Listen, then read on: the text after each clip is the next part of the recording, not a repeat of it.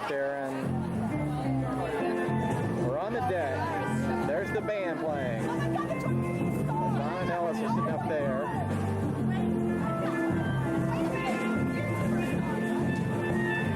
And we're on a cruise. What could be better? Where is that area anyway? Upper deck. We're on the upper deck. Okay. Upper deck. Upper deck? I'm topless. Yeah. Very nice. Very nice. It's on the lifeboat. Yeah, you're feeling really desperate.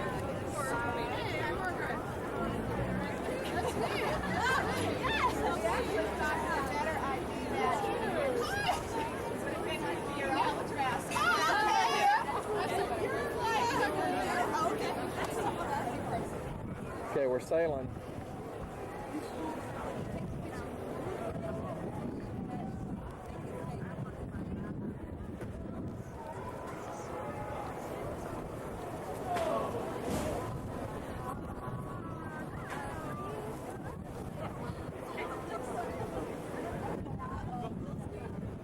Bill's filming. Pardon with that girl, turn around. Hey Ellis, you look really nice with the sunset behind you. It's very nice.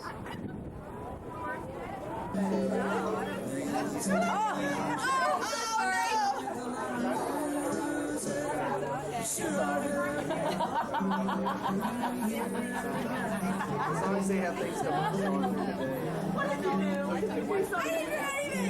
I was a main factor. You laugh like I Okay. Hey, don't do that. Like he has it to me.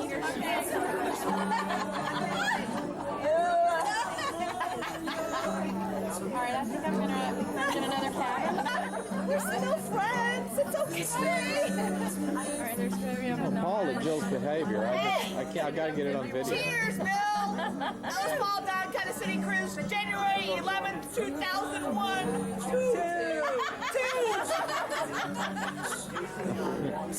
The weird thing is she hasn't even had anything to drink yet. That's the weird thing. Oh, that's okay. earlier. By herself. What did you say? She was dancing on the deck by herself. Sorry, yeah. She has a drinking problem. Sorry? She has a drinking problem. I don't think so. What are you saying? I said, I love you. No, liar! You liar! I said, Jill, she is the life of the party. She always makes it Melissa is a liar. We love her, but she lies. But I'm cute. Don't trust. She's cute, but she lies. She lies. Melissa, tell me about this German guy again. Tell me a little bit about him. Oh, he's adorable. He gave me a guitar.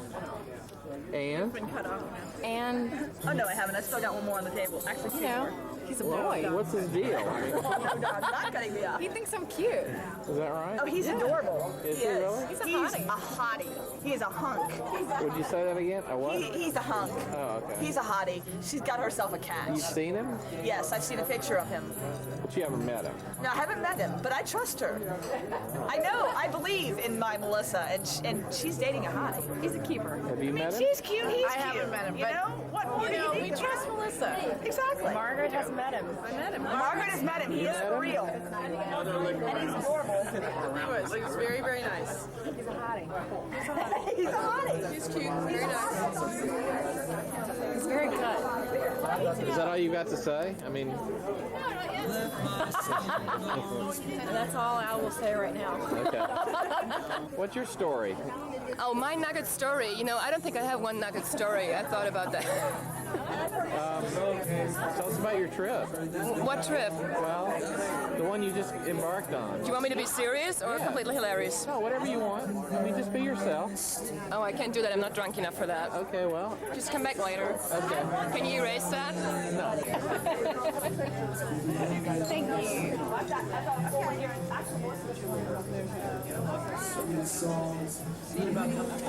Smile, not reaching for a break.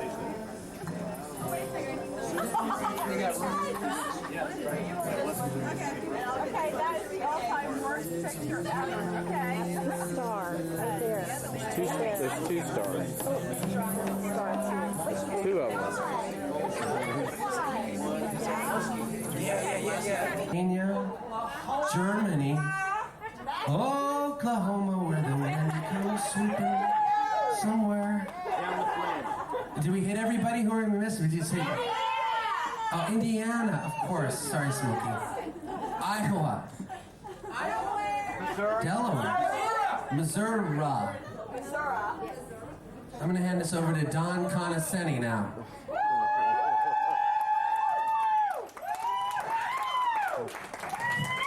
I just want to say I would like to thank Ellis and Paul for coming out tonight. It was nice that you get a trio instead of just 2 people. You get Ellis and Paul and Don.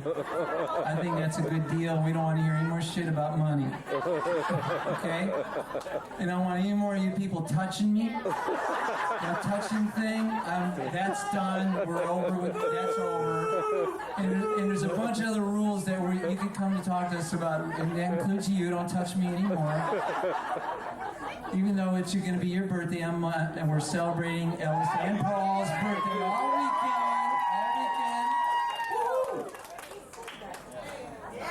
weekend. I'm done. Thank you. You're welcome. Leaving Nassau Sunday morning.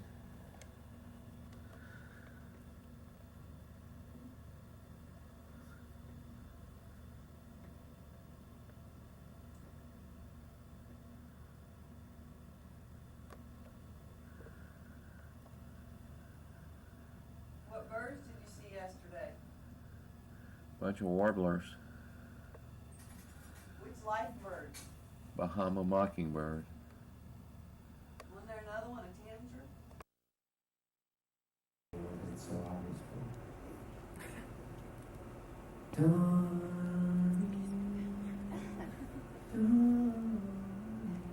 You're early. For me, I am actually. It's just like a Oh. No, it's fine. Let me speak for Don. Taken in by an Egyptian family who had close ties with a sect called the Kanajanti. It's very similar to the Illuminati, but a little more feral. And my name really is Robert Wilson, and I'm from Eau Claire, Wisconsin. I kept on waiting for it to be funny. You know? It was coming around. How many days have you been living out of the suitcase? 14, 15, Okay. I don't know.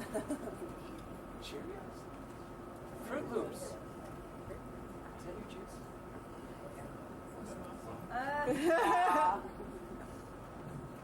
So what did you ask him? Nothing really, we just Wow. What I want to know is what makes a group of people. We have 40-ish people here, 45. Some who are here, by the way. Talking some who are like Becky, miles away. Did you not shower this morning? What's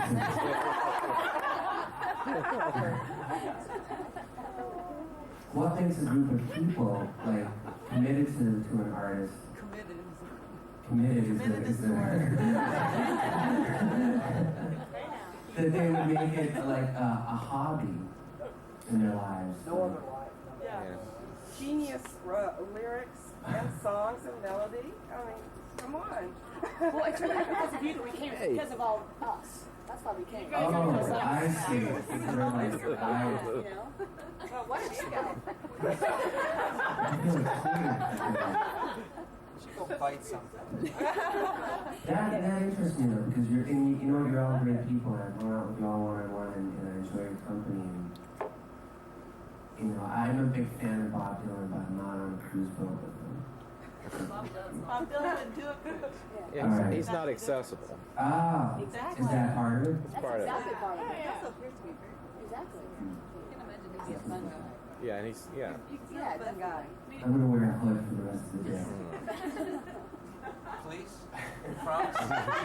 Well, no, you just, I mean, you're, I don't know, for me, it's, you guys are real people. You guys are just like us. You know, you do the same things we do. You just do what you love and do. I'm trying to be serious, Todd.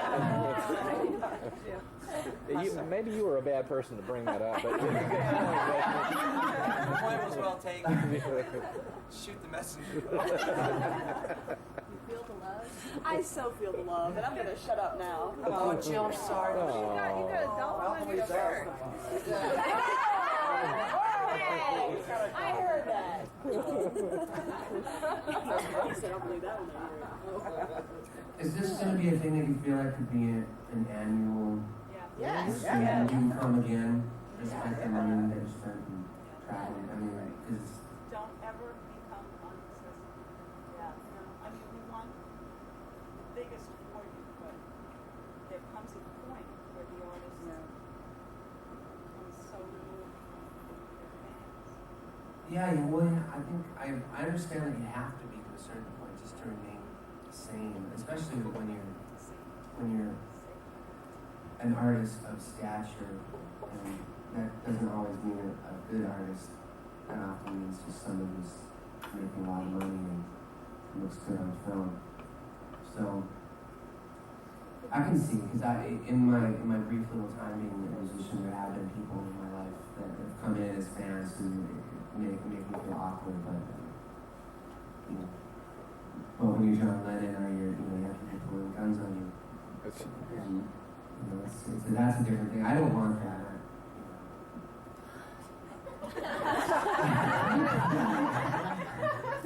Speaking for myself, I don't want that kind of success. That's not success to me. That's a failure in life. I just want to write the music, and whatever happens with the songs happens. you know that actually brings up a good point, and that's that of a lot of the performers that I follow, the two of you are one of the few that actually have email addresses and will respond to email. And at some point, people tend to want. That's changing. I'm not saying you always respond to email, but at least unless you've changed it in the last couple of days, either of you, we know what your email address is. And there are a lot of people, and I'm not being critical, but people like Lucy Kaplansky, who used to you could send email to, but now her email is not available anymore. No, And thanks, Bill, because I've watched him. He's always skimming, or whatever, surfing his email, and I, up until recently, answered every message. And well, I still consider try. yours, you accessible via email. But I have close friends who I have never gotten an email back from in 5 years, ever. But at some point, people apparently make a conscious decision that I'm going to go out of touch now. I'm going to make my email address unavailable, and I don't want contact from regular people, regular fans. Well, I've watched it. I just wondered how that happens. With some good friends who I've watched, the process and seen and been more sympathetic about why, but it's not really a good excuse. But from my experience, and I've been a musician since 77.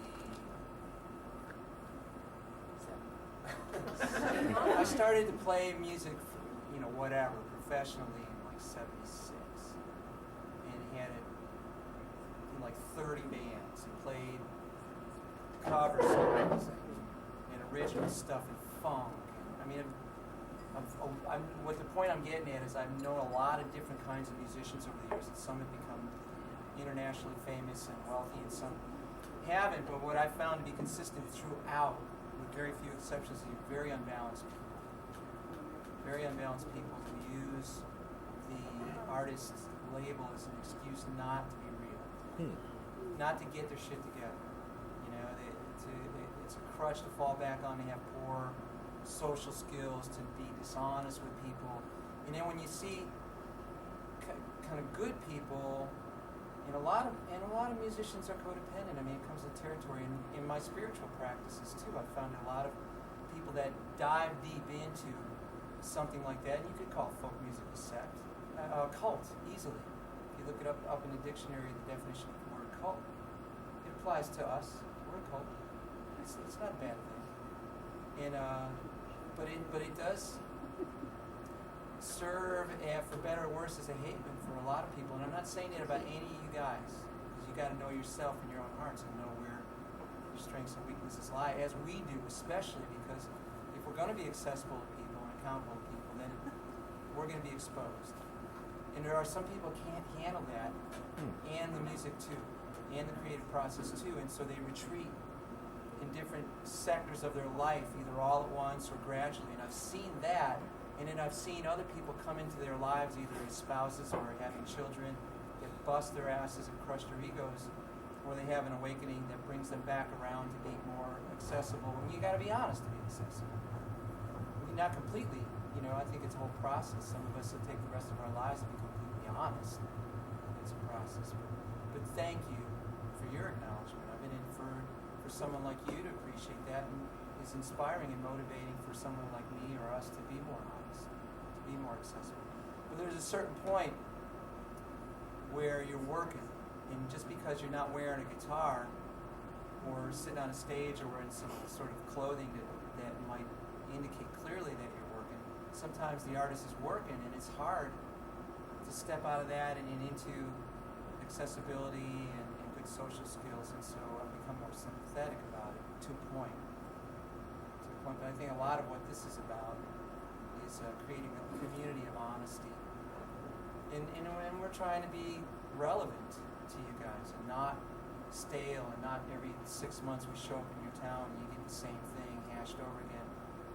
And to a certain extent, I've seen that repetition does work for an artist. And in many cases, the lack of repetition, I know in my career, has hurt me more than it's helped me artistically and commercially.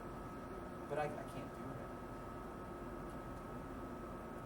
So it's a fine line, and I've been more willing to cut slack to a point. Well, I'm sure it's not easy. I mean, being accessible is not easy. You know. Well, I think of it like in terms of space. You know, like computers make great analogies. Hard drive, RAM. You know, you got also juggling when you're doing an independent artist thing. You're a business guy. For myself, I'm a record label. I'm partners in a management firm with Vera Scott. I'm assistant booking agent. You know, publicist. Everything. I got 12 balls at least juggling, and then somebody comes out of the blue.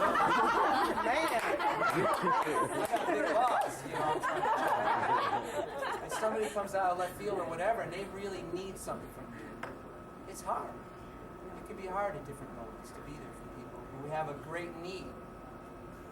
And then there's people that are really cool about it, and they don't really have much of a great need, but they have a great desire, and sometimes you can't fulfill that either, so try. You know. What do you think, Ellis? I think I'm just trying to keep my life sane. You know? For a long time, I started really seriously playing when I was about 25, 26, and I gave everything to it at the expense of my personal life. And I realized it's not. You can't gather good songwriting material when you're that focused on your thing. You know, you're not looking outside of it. So I just do what I can. I screen my emails. I don't answer emails. And I don't answer calls. I send a lot of stuff to Ralph and to Lisa out in California.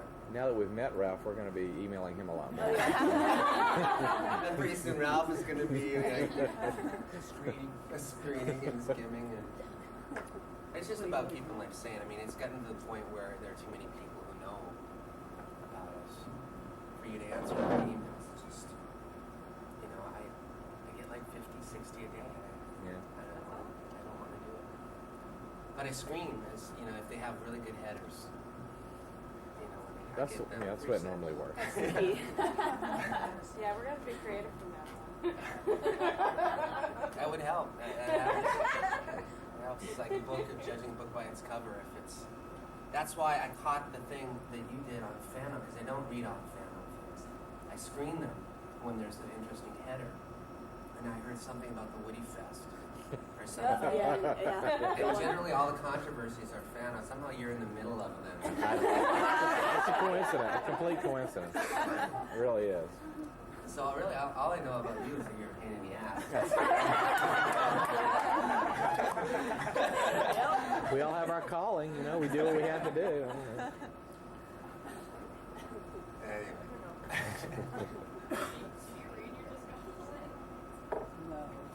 Sometimes. Be honest. Yeah, I screen them, and if they're interesting headers, then I'll read through Sometimes them. the DB gets a little scared. Some of the what? I said sometimes the DB gets a little scared. Yeah. Thank you to the Relative Things. That is a smoking, honest, authentic interaction of people. And when I get to my email, I always check in on you guys. You're very cool. And I know this is a controversial thing to say in front of close friends and company. I don't like the fan thing. It's not for me. I don't like the word. I don't like the vibe. I don't think any of you guys as fans. Prince is. That's right, baby. You're my friend. Prince, who is, I think, an amazing artist, always been influenced by him since the get-go. Since he was opening for the Rolling Stones in his underwear. It doesn't matter. It doesn't matter. At the end of the day, this is a great artist who's honest and has integrity. And he's a revolutionary and he sticks to his guns. Against all odds. To claim his own identity and be who he is authentically. To me, that is what earns my respect. So what? No, I'm with you. Right. I'm with you. He changed his identity, but he means it. You know? He doesn't need money. We meant it for a while. And then when it's done, it's done. He moves on. And he's very open about it. He's a weird guy. I'm not saying that. What I'm saying is, here's a guy that sold millions and millions of records, affected pop music more than maybe any of the other artists in 20 years since the Beatles. I mean, he doesn't like the word fan. He likes friend. He thinks fan is from the word fanatic. I don't know why I'm bringing this up, and I'm going to get my ass kicked for it. But I feel like if this was ever a forum to do it, to express my opinion about it, this is it. So, to me, that's what makes a lot of this doable. I don't think of you guys as family, there's separation. I'm not that way. I'm going to think of you as fans because I don't really know you. And I need the separation, you know. But you're all great people, and you know, some of you have come into my life as friends from being fans, but there's just too many people. There's too many people. So how do you draw the line? I mean, is that a conscious thing, or does it just... I don't know if I draw the line. I'm not really conscious of the line thing. I only draw the line with people that are so much into my face that I have to love them individually. And, you know, there are times when I've had to do that. It's just the way it is. I think, people lose perspective. you know, I think if somebody asked me if you and I were friends, that would not be an easy question to answer. I think Don and I are friends, and I think it's your different approaches to things. Yeah. I mean, and that's, I don't know, I think that's interesting. I would say you and I are acquaintances and a friend. Yeah, okay. There's trade-offs to those approaches. I've learned so much from watching. This is my best friend. In the world, I've only had like 2 or 3, and they were, like when I was in grade school, I had a couple of best friends. As an adult, he's the only best friend I've had. And I've learned a lot from watching him. And knowing who he is, and watching anybody, knowing who we are, you know, and finding out why we make the choices we do. It's a beautiful thing. We're just really different. Your friend. You know, there's such a different vibe at both of your shows. There's a noticeable difference between your shows. A lot of It's great. I love the diversity in that we can overlap in a way that we can be best friends, share music with each other, and you all interact with us and with each other. That's really cool. Very, very cool. And these quilts, you know, just like living proof of it. It's beautiful. Beautiful thing. Thanks a lot for that. I really appreciate it. What's the quilt story? We need, some people don't know the quilt Do story. we have all the quilt representatives so we can... Melissa, I know you got to come up and talk. Come on, Melissa. Yeah, that'd be great.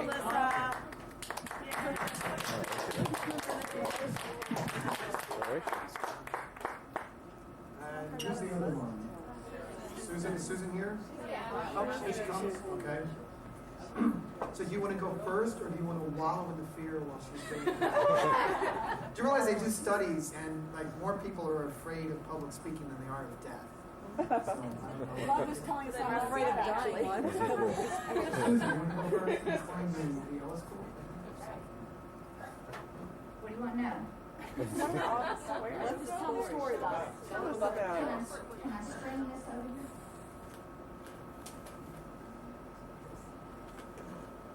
You want to know square by square?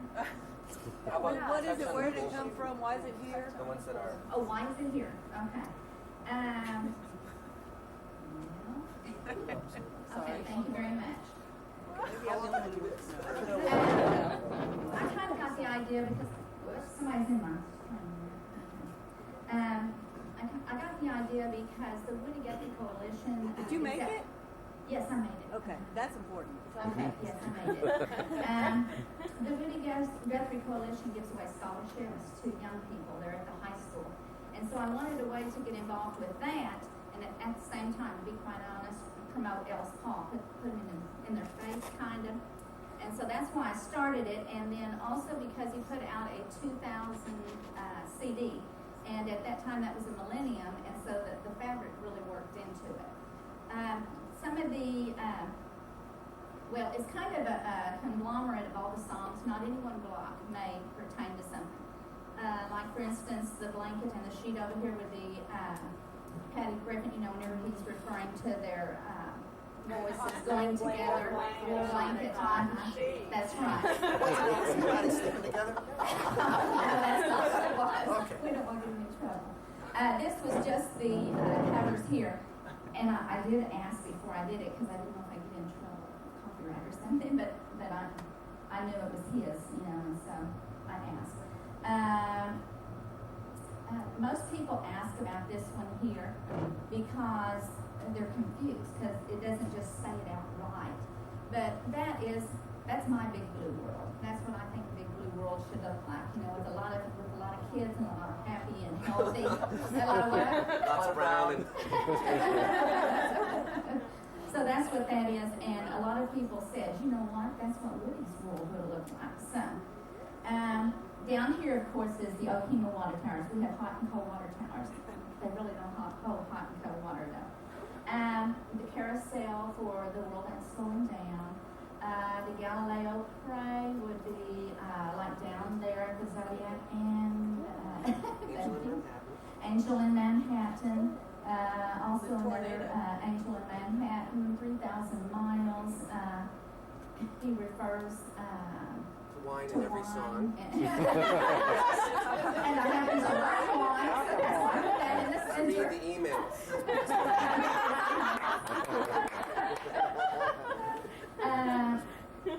This one here is autographed on a pistol, and I made it very small. I'll tell you, I had a hard time getting it off of the internet because I didn't know what a gun looked like, actually, you know.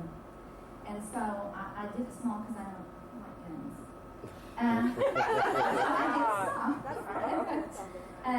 This right here, and also up here, are sunflowers growing in your brain. I want to try to relate to everybody, and if you grew up in the 70s, you can relate to this. So those are sunflowers. Let's see. I don't get it. Okay. Down here is, that's the only thing I could come up with Maria's Beautiful Mess. I don't know, I just looked at it and there it was. It's interpretive. It's 70s things too, isn't it? Yes, it could be. She's confused. The center right there was something about slipping in the sheets and take this girl to the coast. That's what that was. And then I put a CD in there so whoever won it would get that. And so I made satin sheets, but I wanted the coast on the outside of it, so I lined it. And now a few of them, like the carousel and the coast block. Oh, the tornado. What's the one in the middle? The one with the gold, the writing on it? Like, Okay, that was done, what's the one where, take sorry so long, sorry so long. Oh, say something. Say something. No. Right. Well, your body was, yes, that's a conversation with God. That was already done, so. Well, that, It's good to hear heroes. It's always good to check with the source. Is that it? What's one with the frills? Rob with the frills? That's we'll blanket on a cotton sheet. Okay. By Patty Griffin. Isn't that great? then the other ones are like Listen to a Window, with the snow, because that was the period. I did them block by block. I did a few and then I will get some more fabric. The back I did that so that it can be put on the ground. It's the dark color. Great. That's painting.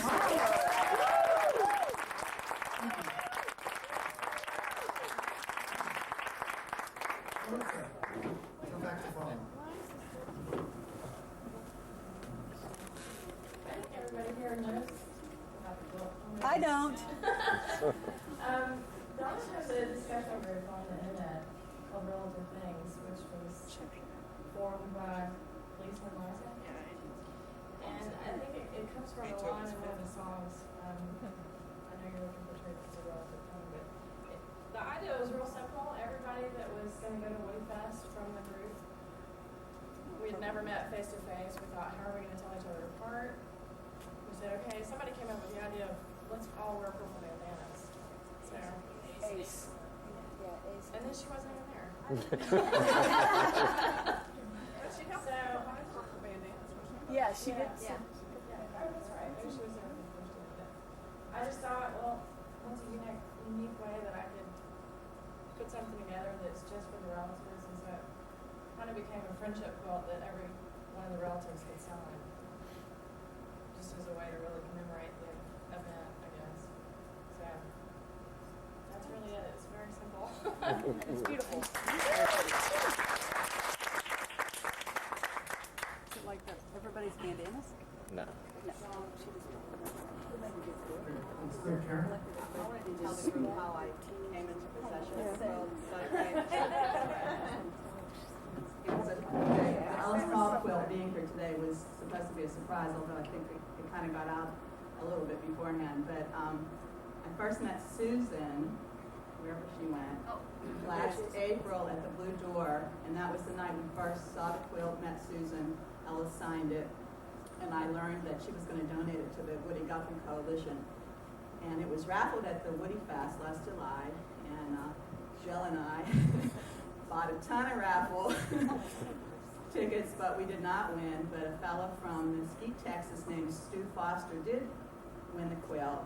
And with Becky's encouragement, wherever Becky is, she said, go talk to him, because I wanted that quilt really bad when I first saw it. And I said, I got to have this quilt. So I went up to Stu afterwards, and we exchanged emails and names, and we started emailing back and forth, and Bill and I, talked about, well, how much we were willing to pay for it, and make him an offer, and all this stuff. It turns out the fella didn't even know who Ellis was. He was at the Woody Fest to see Arlo Guthrie. He's a big Arlo head. And after a few emails, it turned out that, it was an incredible story. I'm going to start crying now. He just sent it to me. And he said he wanted it to be shared by folks who knew Alice. And I said, well, we're going on this cruise. And, I could share it with people then. And I didn't hear back from him for a couple of weeks, and I was starting to get pretty discouraged.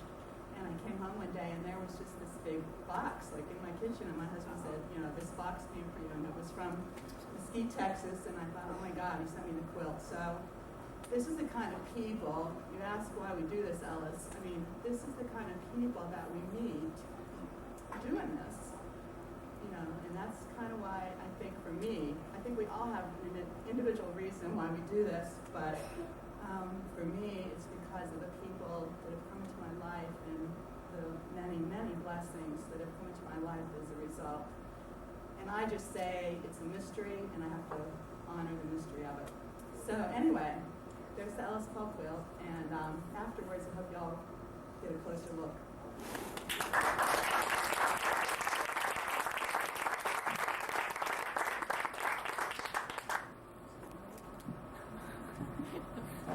that Ellis and I worked on last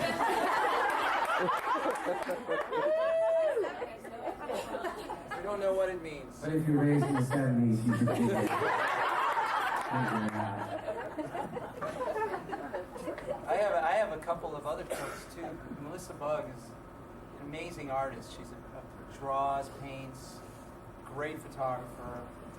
And she made me this incredible quilt. And I think I have a real difficult time with recall. And it's gotten progressively worse. And so I don't remember names, even hard with faces and stuff now. Like 2 years? Have I had the quilt 2 years? Beautiful, beautiful piece of work. And I take it everywhere I go, and I sleep out in the desert in it and up in mountain passes. I wrap my guitars in it in the van. It's beautiful. And then Tina, who isn't here, our good friend Tina from New Jersey, made this beautiful quilt from a postcard that I sent her from New Mexico. It's awesome. It's so beautiful. Thanks a lot. Very, very touching. Very, very real gifts that are beautiful. You guys are pretty amazing.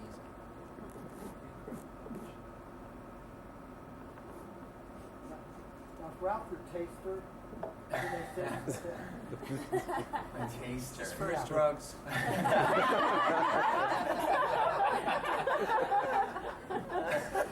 He wants to make sure that nothing happens to his arms. It doesn't happen to him too.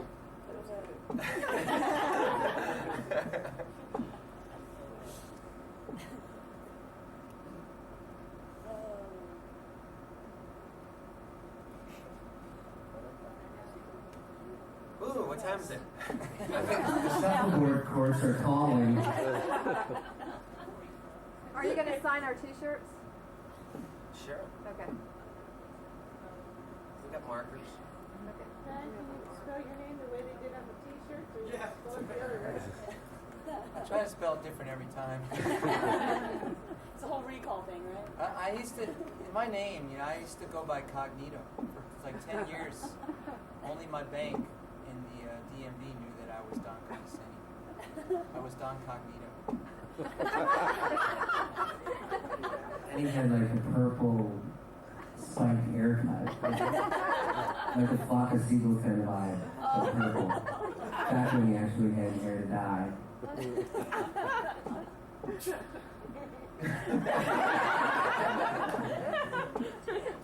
How things have changed. It's over tomorrow, right? It's been a good run. So where do you guys head off to from here? Once you get to Whichever way he's going, I'm going that way. Is that in down by law? I think I'm heading to New York after this. I think North Carolina. Yeah. Right. Me, it's LA and San Diego, and then up the West Coast, across through Montana, Wyoming, back to the Midwest in the spring. So Alice, has the date changed on the next album coming out? Again? Right now I'm talking to a couple producers about the next record, and I'm thinking a couple songs from Sweet Mistakes might translate over to the Environment record that's coming out. So when we figure out who the two producers, one of them's in Mississippi and one of them's in Vancouver, so there's travel issues trying to fit the recording into my touring schedule. So we were supposed to do this record in August, and the contract hadn't been finished, so we had to delay it. Which is good in a way, because I think we'll probably be recording in May. I'm going to be flying to both places and recording some stuff with each one of those guys. And then making a choice probably after a week of recording to see if but they're both great. They've both been with a lot of bands and done a lot of records that I really, really love. And they've had the most experience as producers than anyone I've ever worked with. So either way, one of them is a guy named Ben Mink in Vancouver. He's Katie Lang's, and he's what's that band in Canada, Burning the Ladies? He does their records. And then what's that guy in Mississippi? Is Heron, Dennis Heron. And and the Counting Crows and Innocence Mission and Cracker. You never thought about doing this yourself? Doing your own producing? No, I don't think I want ever. I might do other people and I might do some projects myself, but for the most part, Is there a difference doing other people? it's just objectivity, really. It's just like getting someone who sonically you can agree with, but can offer you objectivity and bring in new ideas at the same time, but ideas that you like. It's a hard choice, you know. You gotta finding the perfect fit is, you know, it's like a marriage of sorts. It's like two people that have different ideas that come together and form one idea. Or, you know how that goes. Yeah, I know. You've done it many times. Several times. So yeah, it's hard, but I'm happy with the songs. This is the best batch of songs I think I've ever had, and a lot of you guys know that I've been sitting on Marie's Beautiful Mess hasn't been recorded with a band and words and. What's that? Speedy Tree. Speedy Tree. Chris McCandless. It's going to be a great record. I think. Oh, we'll let you know. Yeah, sure you will. Are you going to do a project with Vance? I heard you talking at one of the shows. I guess it was in Gardner. Yeah. That y'all might be doing a project together. You and I are going to be touring in fall of 2003. We're going to do a length of the country and play the theaters, and we're going to do a record around the everyone tour. should see. Hopefully he'll rap at the end of Street of Trees, because that really makes the song. I mean, Yes, it does. That will not be on the record. What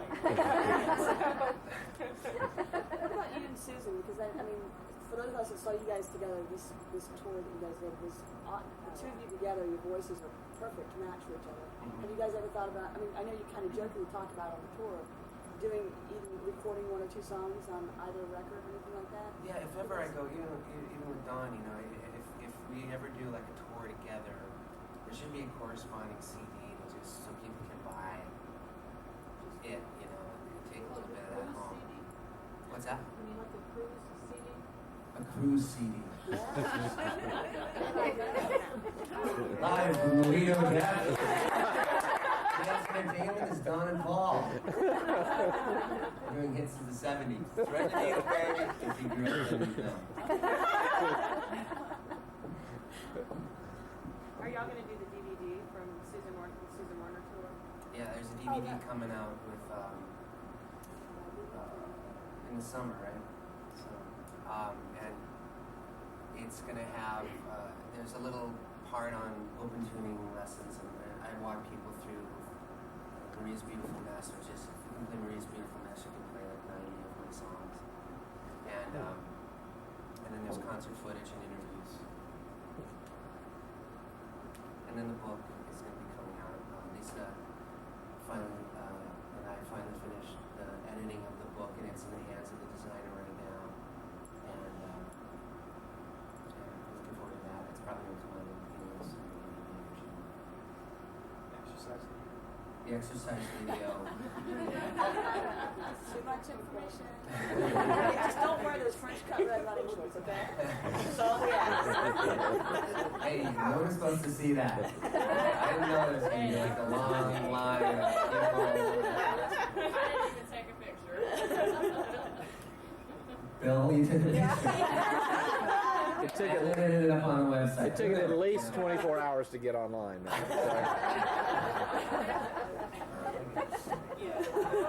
I got a video of him in his pajamas. It's not pretty, is it? for hire. It's for hire. That's why we put it on Don's website, Ellis, because we knew if we put it on yours, it wouldn't be there, but you know, 30 seconds, so we put it on his. He's very open like that. I love that about him. No, you don't. Have you ever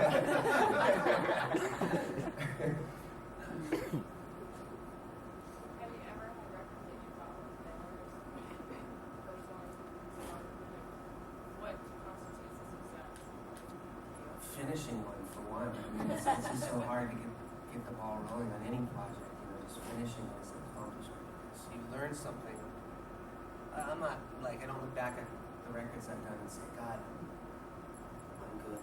You know, I don't do that. Each one to me represents like a time. This is me when I was 20. This is the best thing I could do. When I was 23, this is the best thing I could do. When I was those early Ellis CDs, you know, they're like, it's obviously they're green, but that was me. That was who I was, and you know, each one of them is like just a landmark in my life, and then I move on. And I don't like any of them better than any. You know, Sweet Mistakes is a demo record. I think it stands next to those other records fine. It's, you know, all the tapes burn in the fire, but you know, I'm still proud of it. It is what it is.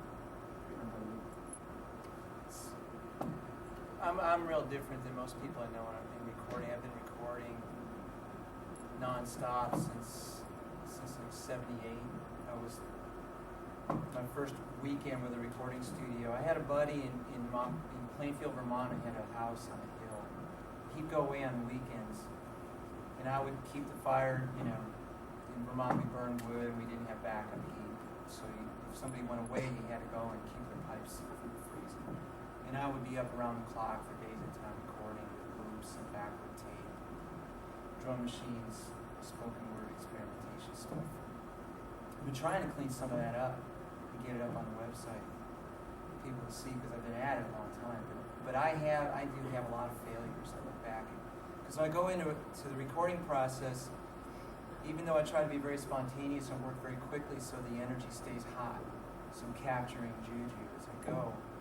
Still, I am a producer and I do enjoy producing all this stuff, even though I like the idea. I agree with him about how he talks about it. And I try to wear that hat myself and separate myself in ways that I can accomplish it. And in the future, I look forward to working with some other people as well. There are things that I'm after once I get the ball rolling. You know, I'm thinking about how many cylinders am I going to be able to fire on? And when I step away from the project, I look back at it and to see how many things that I accomplished that I was after, and then I judge it that way. And I know that for me, the biggest disappointment I've had, I step away from all of them and say, well, this worked and this didn't. And I look at it from that point of view, good, bad, or otherwise. But the live record that I did in Louisville, Kentucky was a huge disappointment to me. It was a real low point in my life. I borrowed a lot of money to do it.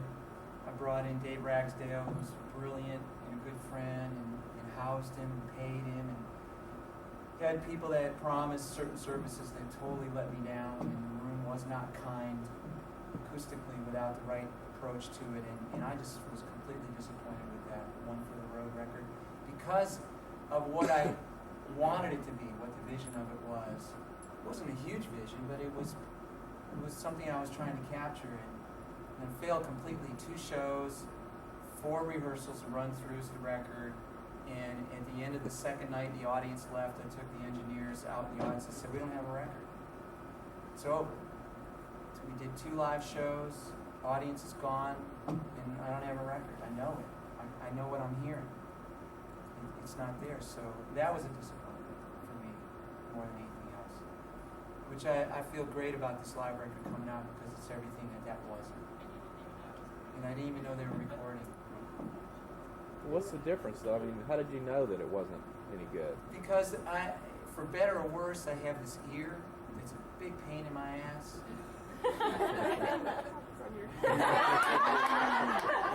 Especially a big pain in his ass. So I hear overtones and I hear frequencies missing, like a bridge pickup on a guitar. It's not good enough for me. It's not like I care. It's just that I can't help it. There's so much missing of the natural resonance and frequencies, and so when you do a board tape, which is called board tape, you're hearing an electronic signal moving through a wire onto a tape machine, and that's what you get. You get the sound of the wires instead of the sound of the air moving in the room, bouncing off the corner of the wall and being absorbed by somebody's sweater, and hearing, collective breathing, literally, of people, and all these frequencies, high and mid-range and low, that are bouncing around in a room, which is why you guys love it so much when it's unplugged and you sit down in front of you, because all these natural frequencies are moving through air. And even if you read recording manuals. It's one of the things that the really top engineers talk about. The best mixer of sound is air. And so to capture that is very, very difficult. It requires a lot of technology. That's why you see me, I got all these pickups and stuff, because I'm trying to recreate through an artificial means the natural sound of the guitar, plus whatever I want to hear. That I might have some modification of it that I want to hear that's part of my creative expression. So I'm not the guy that's going to unplug and step out in front of you, because it doesn't fill up the space resonance-wise that I like it to. That's why when you unplug, come down, no, I wouldn't enjoy it as much. Unless it was in a small space, then I would love it. But if it's a big room like this and I unplug, the sound is gone. It's like playing in a windstorm for me. So capturing it on tape live, even at this point, I really did not know they were recording it. It was a board tape. But thanks to Mike Lapchick in Chicago, he thinks like I do, and he has the same ear. He heard what was missing frequency-wise, and he tried to replace it. He went to a lot of trouble to replace what was missing, which is what I would have done as well if I had the technology that he has. I don't know if it's a long answer. I'm anxious to hear it then and compare it to like One for the Road, which I like a lot. I like it proves too. my ignorance, I suppose. No, I like it too, and I love the songs. But man, I can't forget what I went through, what a miserable experience that was, and I'm still paying for it. But I'm still in debt from it. You were saying, perhaps, I mean, when you were talking about it, you were saying you had a low point in your life. So do you think that, or is that, are you talking personally or are you talking professionally as far as that? No, both. Both. I mean, do you think that had something to do with it, perhaps? No, actually not. No? No, because I'm a professional and I come in prepared. The best of my ability. I can't say I do it all the time, but no, I knew what I needed to do, and I practiced and I worked on it. When I'm making a record, I work out with a metronome for several weeks beforehand. When I'm coming in here this morning, I'm up in the steam room trying to, lubricate my vocal cords. I got a big show. I'm working out on my didgeridoo beforehand, even if it's while I'm driving to the gig. I mean, I do my job because I have the vision. So, yes and no. It just made the disappointment that much more critical for me. But these guys fell down on the job is what it was. Fell down on the job. I could not have done more. So what we did was we went back in, and I had 4 friends that stayed, and we sat at a front table and re-recorded the whole record. In like midnight after everybody was gone. And then tried at the end to apologize for the record that didn't happen. I got real drunk in the mastering session. Like, oh, this record was a disaster. I'm sorry. I'm sorry. So it was cool. I mean, it's not a horrible record, but it was a disappointment. I thought it was a failure in that sense. So I only pressed 1,000 copies. It's interesting because, and Katrina helped me out on this, but Richard Shindell just put out a new live CD, and so there's been and Smokey's been on it. I think there's been this big discussion about in live CDs, and so you've got Dar and Ellis and Richard who have all put out live CDs in the last year. There's this big debate about people say, well, this one sucks, well, this one's great, and I'm having a hard time getting into the discussion because I don't know what to. I mean, they all sound pretty good to me, and it's but the reasons people are criticizing them don't seem they don't seem too valid to me. I don't know. Are you talking about a specific CD or like Dar's? Or well, yeah, like Dar. I mean, I think. Well, some people like on Richard's list were panning Dar's live CD, saying it sounded terrible, and other people saying it's the greatest live CD I've ever heard. People are all over the board with these 3 CDs. I mean, no one said I hate Ellis's live CD, but I mean. Oh, it's a wonderful live I know, but it's funny how people's perceptions of live CDs and what they want. It's. Band was drunk at the time. It was right after Don's recording session. It was a low point in my life. Don't you think that it might be hard to depend on the listener's experience? Because I've heard Ellis this year in so many different venues, and every show is so different.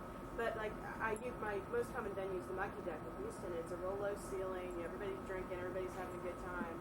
And then you go maybe to a place where it's a larger venue, a higher ceiling. So what you expect to hear is going to be completely different from what might appear on a live CD. So that's kind of what I was thinking might be why you get things all over the board is if you've seen an artist in a particular venue, that's how you want to hear them. And it's a different sound in live CD you might be disappointed because your expectation wasn't met as to what you think of as a live performance by that artist. We have so many different dynamics in a performance, and different people come to the performance for different reasons. So the musician wants to hear good technique and a fairly seamless performance, or the person that's been going to live concerts for 20 years, or a deadhead, they want a certain experience. And then the person that's only into the story, the lyrics, the characters, they want a specific experience. So, you know, The label wants it to sell.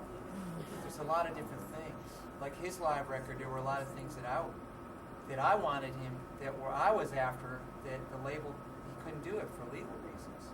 That were would have been the high points for me for his live record. Yeah. So it's all different things, and like you said, every room is different, the dynamics different. I had a concert in a beautiful auditorium in Iowa that I was considering making a live recording from. It was very different.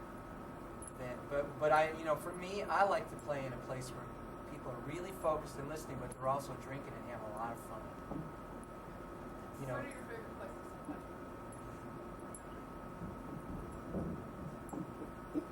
I like Eddie's Attic, the Blue Door in Oklahoma City.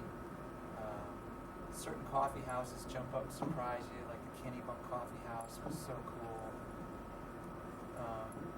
Cactus Cafe, Mucky Duck's a lot of fun. It also depends on if people show up or not, what night of week it is. Mine's definitely the Fascination Cruise Line.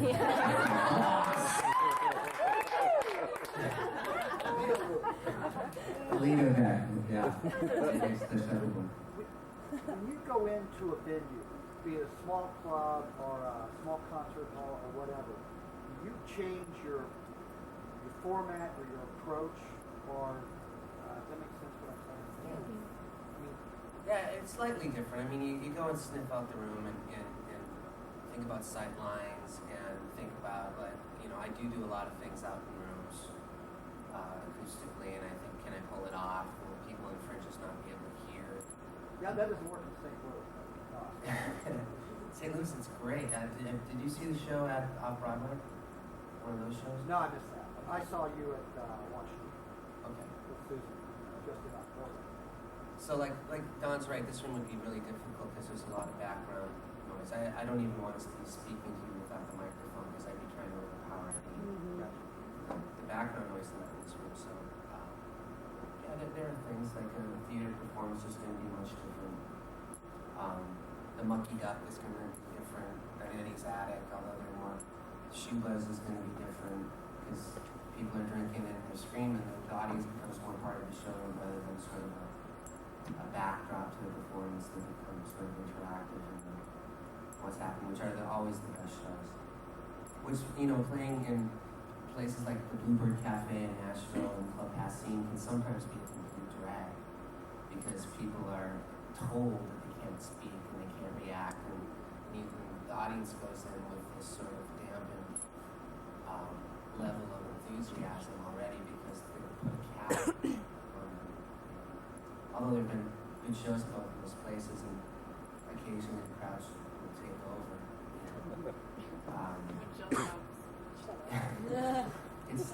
It's nice when there's noise. You know? So you'd rather have a sing-along audience than a quiet audience, or? Oh yeah. Yeah, I'd rather have people shouting out in the middle of songs. Does then it change when It's a you green light for me. like, Sorry. like you were saying, you know, you kind of stake out the venue when you get there, but have you ever been in a show where it's sort of, once you started into it, it wasn't really where you should have gone, where maybe you should have, maybe you're thinking it a different way, like, okay, you know, this isn't working, maybe I should try this something different now. Yeah. I mean, and then there's the spontaneous sort of, oh my God, this isn't working, you have to try something different now, and then you start pulling out Bee Gees covers or whatever it is that you have in your back pocket to bring the crowd around. But for the most part, I mean, we both are pretty spontaneous people. Like, you know, you've all heard my road stories, but my road stories are important to who I am as a writer. And I spend as much time doing those things as I do writing the songs. But the best shows for me are the ones where it's a combination of really pulling off the elements that I need. Like, I'm not a sonic artist. Don is a sonic artist. He's very worried about the colors and the tones. You know, I just plug in and I'm ready to go. You know, I'm more about the story than I am about the sonic qualities, whatever. I took board tapes on the live album just, even if I knew that they weren't sonically the way I wanted them. Like Patty Griffin was singing and she sounded great, you know, and I put it on. Second vibe. But for me, it's just really, as long as there's enough spontaneity to the show and I still get to do what I do, which is tell stories and sing songs, and I'm happy.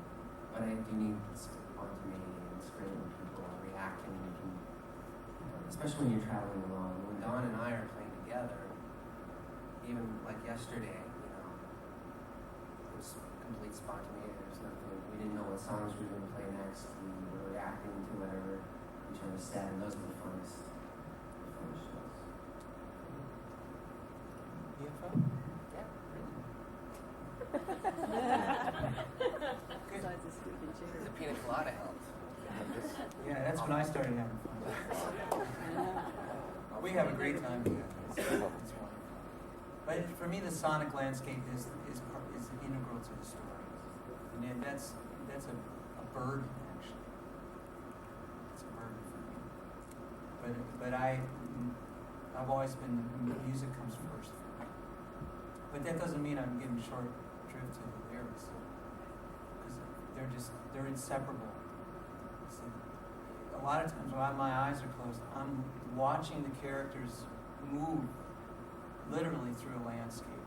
I'm seeing the color of the sky, I'm seeing the mountain range in the back, I'm seeing them walk, you know, past rows of houses in St. Louis, or with the Sangre de Cristos in the background, or Midtown Manhattan, or wherever the story's unfolding. So the sonic landscape for me provides support so that I can let go, and I'm basically, once the sound is surrounding me in a way that's inspiring, and then the rest is me finding you, and mixing you and the sound and the characters and the stories all together into this whoosh, this energetic world. So Don, when you write, does the sound come first and then the lyrics, or does it just depend on the song? It just depends. I've written quite a few songs that just came all at once, about 20 minutes, the music and I'm holding an instrument, and I've got a chord, and then all of a sudden a phrase, and then I just kind of they chase each other down the page for 20, 30 minutes. I do a little bit of editing. Most of the time I'm writing separately, either a phrase or a verse or a couple verses at a time, and setting it aside, and then I'm working on guitar changes on the side separately, and I have a little stash of riffs. Sorry.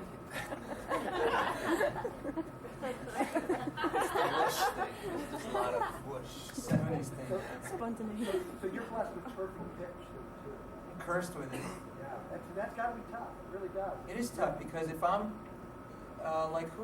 my buddy Don Richmond sat in with me in Alamosa a couple weeks ago, brilliant musician, and when he plays a violin, it takes him a little while to find the center of the note, and if I've got 6 strings or 12 strings going in, I'm singing, and the overtones in my voice, I hear the overtones in my voice. It's something that I'm actually interested in cultivating more of. You heard Karen Savoca sing? Mm-hmm. She can do 2 complete, it's not throat singing necessarily, but it's related. She can sing 2 notes at the same time, full on. And I hear 2 or 3 different notes coming off of my voice, plus the overtones and the undertones on the guitar. And then if Don's playing out of tune, the whole thing is out of whack completely. And I'm like, can't find the note to sing. It completely throws me off. You can imagine what it's like playing with Elvis. There's truth in that. There's truth in that, but there are some people that that's their weaknesses. And Jimi Hendrix was always out of tune, and it became part of why the sound of his guitar is so compelling.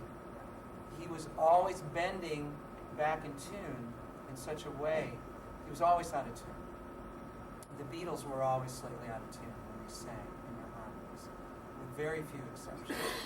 And you're one of the people that can make it work. I could never do what he does out of tune, but you, most of the time, make it work. I mean, sometimes it's like I can't focus at all because it's so out of tune. But most of the time, it's like, you know, you really pull it all together. Everything works together in a way. I'm not one of those kind of people. I can't play the song out of tune and enjoy it. It's too distracting for me. It's a burden. That's the burden part. And he, like, if, like, because I use all my open tunings, I'm tuning between every song. And again, I'll stop if it's so bad that I notice. But he'll notice long before. He'll care, like. So I had to be glued when we were working together. I eventually learned how to use a tuner. I just had to be sort of digital about it. Do you have a studio at home, Don? I have over the years had different, studio equipment, and I shy away from it now. I like to produce myself, but I don't like to be the engineer too. Okay. So you go into a venue and produce it, let somebody else do it. I have a few really good engineers that I like to work with different parts of the country, and I like the way they think, and I like the way they approach the sonic landscape and the vibe, the spontaneity of it, and I work with them. Have you ever used an outside producer, or have you produced all your own stuff? I don't know. My very first full recording was called Carved in Stone. I recorded it. A friend of mine produced that in Atlanta. That was like 90. It's about the time we met. 91, 90. I'm trying to clean that up and release it on CD. I just, the resources are a little thin. What is it, vinyl? What? Is it on CD or vinyl? It was on cassette, and I did them all by hand. I had a DAT, and I made them on. I bought a high-quality dubbing deck, and then I actually wrote out the labels by hand until I discovered that I could go to Kinko's. I didn't even know Kinko's existed. I was so far out of the loop for a few years. I had kind of a bottomed-out experience as a musician and quit for a few years. When I came back, I recorded that record. About this perfect pitch thing. So, like, when you're sitting in our dining room and I'm sitting there with Jennifer's brother and we have our guitars, we're playing, we're strumming, it is pretty painful for you, actually. You keep that smile on your face. It depends. Incredibly painful. No, it's not. That's not necessarily the case. And for you it was. Yeah. For your brother it was fine. It depends. Oh, Bill, you should have sat way over there. I would think it would affect you more personally than it does other people's music. Would that be right? Like if other people are playing and you're listening to what the music they're playing, even if they're a little out of pitch, that's not going to bother you as much as if it's you personally. Because the music to you is more perfection. You're exactly right. Than other people. My appreciation for music is like the different people that respond to live records. It's like it could be completely whacked, but if it's just hitting me in a compelling and authentic way, I'm loving it. But they could be completely in tune, and you can tell that they've worked the thing to death, and I hate it because it's just bullshit. I can hear them trying to be somebody else. They're trying to be Dave Wilcox on the guitar. They're trying to be Amy or Emily. Hey, do you guys want sing? I can't enjoy. You guys want a mimosa? They could be completely out of tune and highly original and entertaining. I love it. Like Bill. Do you guys want a mimosa? I will have one. You also have one? No, thanks. No? Okay. Can I ask you about your... So one more for Ella. I'm curious about your tour schedules. Are you sort of tour in chunks and then take a few months just to be home and write? And when you're on the road, do you ever get burned out kind of playing the same songs again and again?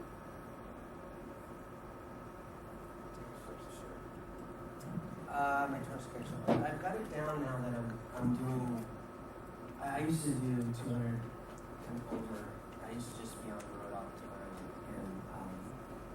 and through divorce, and it just wasn't a healthy way to be living. And it took a while for me to discover that, and that's one of the things that television will do to you. And I did 120 shows last year, and generally what I do is I fly out for 3 days, and then I fly home and spend 3-4 days home, and then fly out again. I might do like a 10-day trip, which is as long as I would stay, but that's if I'm doing it the West Coast. Or someplace so far away that I just need to spend a lot of time, like maybe Texas or Oklahoma, which I can do in about a week. But for the most part, I'm trying to maintain as much home time because I'm realizing that the more I'm home, not only the happier I am, but the more I'm focused on writing songs and doing art. And because I don't want to just write songs, I want to live life, and I don't want to be tied to performing. And the performances are the best when they're fresh. And you've seen me, all of you have seen me enough to know that there's a difference between the fresh me and the not so fresh me, and Don probably knows the same. So that's my story. But my life is pretty good right now, and it's a balance that I'm shooting for. I like to do 100 shows a year and just work on weekends and fly in, fly home. Eventually, hopefully, everything works right. That'll be decent. I'll be gone for a couple days, 3 days here and there. Home. Yeah, I'm on the road 12 months out of the year. Last year I was home for about 2 weeks, not in a row, and the year before that about 2.5 weeks. So it's a different animal for me for different reasons. Out of necessity, I have a lot of debt because I am my record company. Record company is a big, huge pit that endlessly sucks up time and money. And so I'm on the road constantly to try to rectify that situation. And I make a good thing out of it. I mean, I would rather not be touring as much as I am. And probably doing 200 shows a year. And generally doing 1 or 2 records a year, whether it's my record or I'm producing another artist, and then I do session work on the side as a multi-instrumentalist, so I probably work on 12 records a year. And I'm built for that. I'm conditioned well for that, and I know how to take care of myself on the road. And I try to be fresh, every night. You can't always be, but I usually can pull together any given night. I just stay prepared on top of things. And I do yoga and run and sleep out in the desert and get some spiritual practices that I do, so it works for me. But I'd retire tomorrow if I had the money. I would. Because it's been great. I've done everything I really wanted to do. But I do love to travel. I always have, even since I was a kid.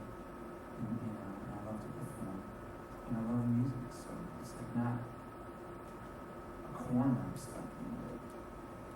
But I wouldn't tour as much if I didn't have to.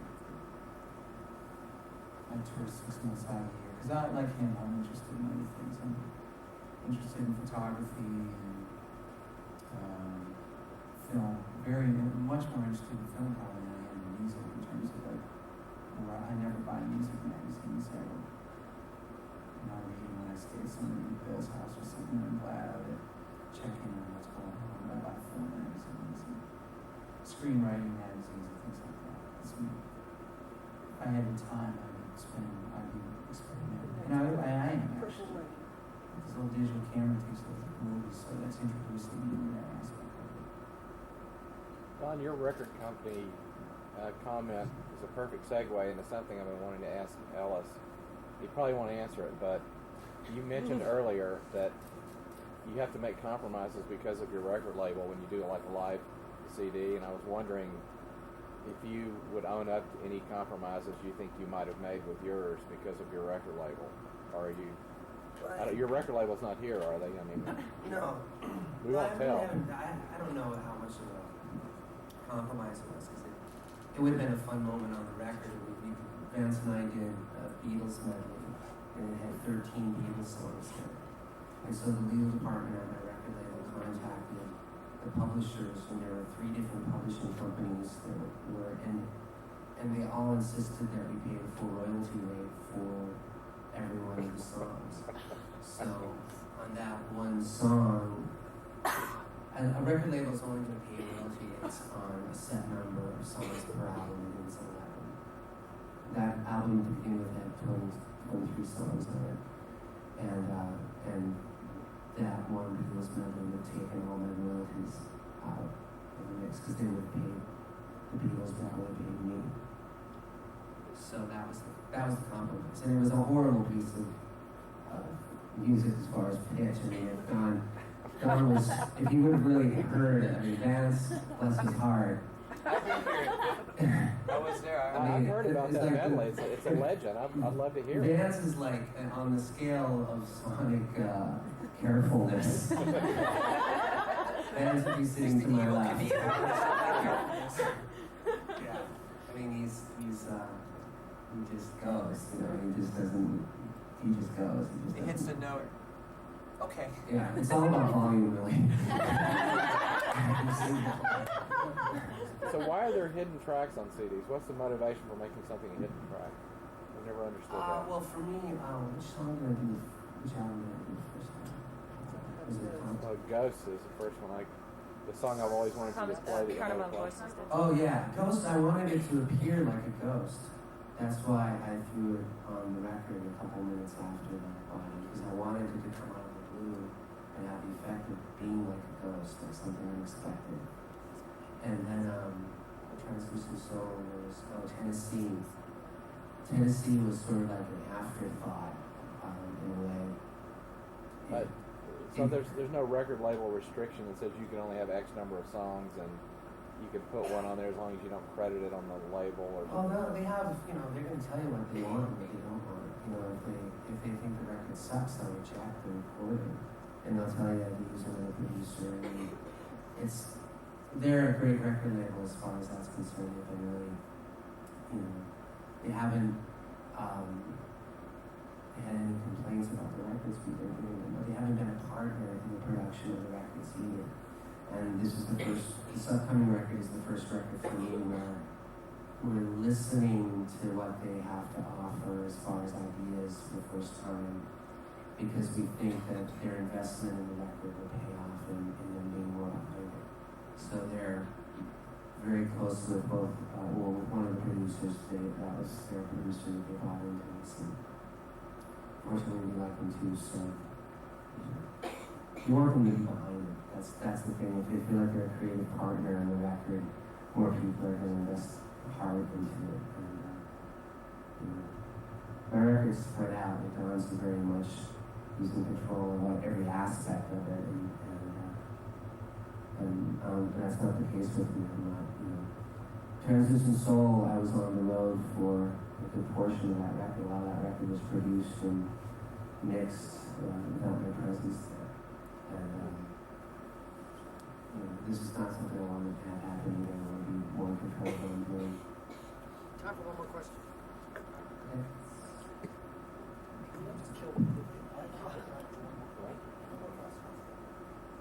Are there people that spoke on the book? Who is the work Did you hear a question? No, what was the Are there people that we both want to work with musically? Like at the same time, or just individually? Each other. We want to do more stuff together. Yeah, I'm advocating that we co-produce a project together at some point.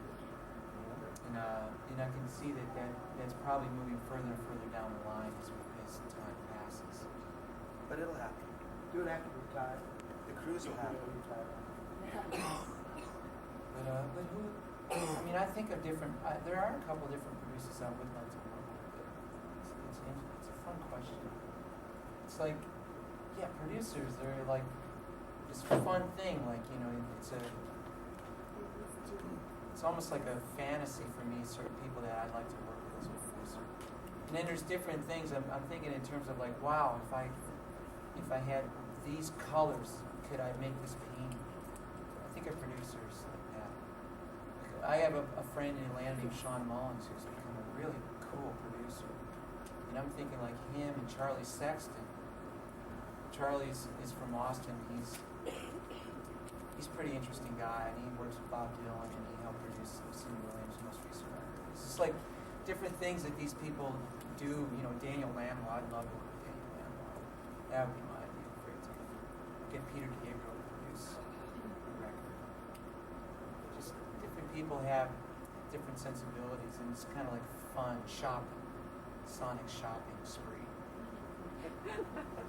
I would like to work with T-Bone. T-Bone Burnett would be pretty much the only producer that I know for sure I would love to work with. Like Daniel Lanois would be great to work with, but he would Daniel Lanois me. And which I love his records, but there's a real imprint on the stuff that I don't know would be appropriate for really what I do. It'd be great for Don, but I don't know if it would be great for me. And but I do know that T-Bone Burnett has, God, he's got so many records that I love. And just screening like my record collection, if I was to pull out my top 10 records, he's done 4 of them.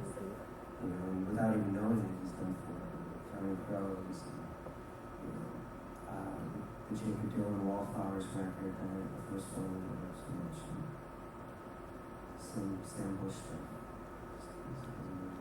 I think Phil Spector should produce your next. He would be great. The Wall of Sound. Yes.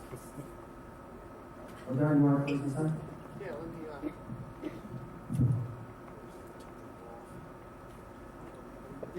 We've got the room till noon, but we want to give some time for anybody who wants something autographs or things like that. And of course, you can come up and you can chat one-on-one. Just a little bit of housekeeping again. A reminder for those of you that weren't here right at the beginning. The picture, instead of being at noon, is going to be 7:30 tonight in the atrium at the bottom floor. So that's Empress Deck, where the purser's desk and the information desk is. So 7:30. We should be able to get it done right in time for dinner. Go ahead and bring your T-shirt. You can wear it over whatever you're wearing for dinner, and then take care of that. As far as the disembarkation briefing this afternoon, as I said, the ship does highly encourage you to go. I'll cover the highlights right now if you want to do something slightly more interesting and entertaining during that time. Here's basically what will happen is tonight by around midnight, you're going to want to put any luggage that you want the porters to take off the ship, like they brought on the ship for you. You'll put it outside your cabin. There will be tags, colored tags in the room that your steward will give you that you can put on that. Tomorrow morning, in the schedule that comes on your door tonight, there'll also be a list of the appropriate places based on your color tag where you should stay. It's very important that you stay out of that main gangway area in the Empress Deck. All that does is clog things up and cause all sorts of troubles. So basically, the different showrooms, lounges are the right places to stay. And then go when your color tag is called. There's a U.S. immigration form or customs form to fill out, one per family. If you bought a lot of stuff or more alcohol than you're allowed or things like that, and they have the details on how much you're allowed for that. Couple of simple tips. If you go to bed before you put your luggage out, please save one set of clean clothes for tomorrow morning. You don't want to be going down the gangway in your pajamas. I've seen it happen. Let's see, is there anything else that's really important on that? Oh, gratuities. This ship is experimenting with something Carnival's doing. Instead of putting envelopes in the cabins and having you put cash and go scrounging around for singles and things like that, they've actually put your gratuities for your steward and your waiter and assistant waiter and assistant head waiter already charged to your sign and sale account. If you would like to adjust that either direction, then you can go to the purser's desk and take care of that. That's the 29 something. That's the 29.75, I think it is, or 29.95 or whatever it is. Yes, that. I apologize for us not telling you ahead of time that was going to be going on, but it's apparently an experiment. They're working. I was just on another Carnival ship a month ago, and they weren't doing that, so it caught me a little bit by surprise as well. But that's what they're doing, and you are able to change it. So if you have any troubles, let me know about that. If the Major D has done anything special for you, you may want to slip him a couple of bucks as well. Then he's the one who runs the whole show. His tips are not included, but it really depends on whether he needed to help you out with something. Does it mean we actually have to get off the boat at 8 a.m.? Is that correct? Or? No, actually, a couple things about that. Anybody who's not a U.S. citizen, you're going to have to get up early. They'll announce the place and it'll be on their schedule. 6:15. 6:15. Well, and you probably don't have to be right at 6:15 because there'll be a bit of a line. Okay. But what I will say is, even before September 11th, immigration off of the ships, every single person who was non-U.S. citizen had to go report in and be taken care of. And in fact, if in the morning you start to hear, well, Mr., and I won't be offensive by picking some obviously foreign name, but well, Mr. and Mrs. whatever of cabin such and such, please report to in the place. And those are the people who are foreign nationals that have not gone online and not showed in. And immigration will not clear the ship until everybody goes through that. So anyone who's a non-U.S. citizen, early morning, no doubt about that. In terms of the actual debarkation, as I said, they'll call it in order. If you have an early flight, they should already have record of that from the forms you filled out, and they should be giving you a tag that will let you get off earlier. If you're at all uncertain, check with the purser's desk if you have an early flight. Hopefully everybody followed our advice and didn't get flights till But is all that at 8 o'clock in the morning? I mean, we need to be It will start anywhere from 7:45 to 9 in general, usually right around 8 o'clock. But again, the main thing is trying to get out of your cabin by 8:30 at the latest. I mean, the stewards have a real rough job, and those guys work their butts off. And so even if you can sort of hang around, it's kind of unfair to them to try to stay in the cabin too long, because they got to get it turned over in time for the new people to come on board. But I mean, you'll actually hear, like our late seating breakfast will be set up in such a time that they'll start saying you have to be off the ship by some time, and you can't even eat breakfast and get off the ship by that time. Not off the ship, and get to the lounges by that time. Don't worry about that. It's just with 2,200 people, they're sort of drawing this real thick line in the sand, because if they don't do that, then all hell breaks loose. But just be reasonable about it. It'll be okay. The main thing is stay away from that main area in the gangway right on Empress deck. You're really going to muck up the works if you're hanging around there, and you're not going to get off any faster. Okay? Any other questions about disembarkation? Should be pretty straightforward. Can you lead by color code? Yeah, there'll be. It's very discriminatory.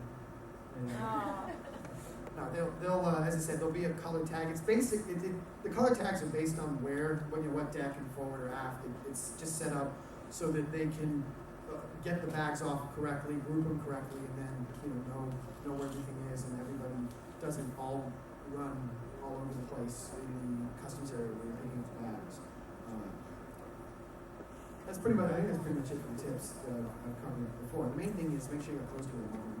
So it's a good tip. So as I said, 7:30 tonight for the picture in the atrium, 8 o'clock normal dinner. We've got the special Super Unplugged show, which will be a little interesting in this lounge, because the lounge is a little bit big. Usually we end up in a smaller place. So what we'll really do is all come in, and get real cozy, maybe even sit on the floor a little and, Up close and personal. Make it. Get your routines together. Yeah, It's a talent show. It's a please talent shout. show. It's a Yeah. talent There's no show. talent here. It's full participatory. Participation Don't wait required to when you kick come out of the off. room. Okay. We don't play until you play. It is their event. It is a special bonus, and I can tell you contractually, as long as they're there for the hour or so, they can do whatever they want and require whatever they want. The dance star thing Yeah, again. every kind of stuff. Can I be a star too? Anyway, if you have any other questions, just track down Scott or me or check with the purser's desk. We'd be happy to help you out. As I said, we do have the discs and other merchandise at the table. And we'll clear the table a little bit here.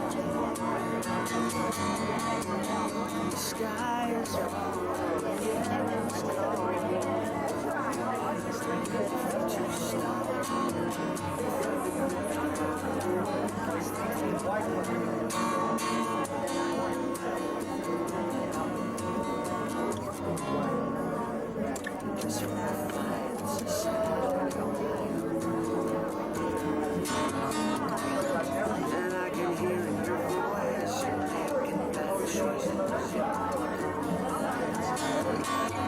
Really fast and change, and it's strange. I'm scared.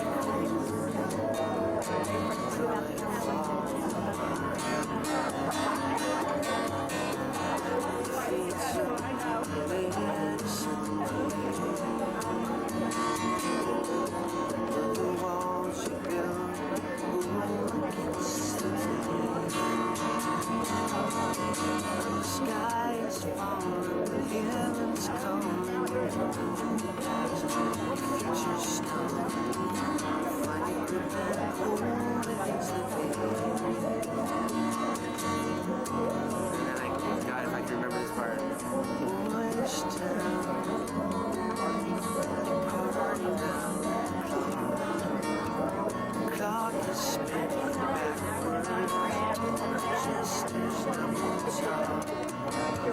you hide behind the past, you can break the fall line. Step back, son.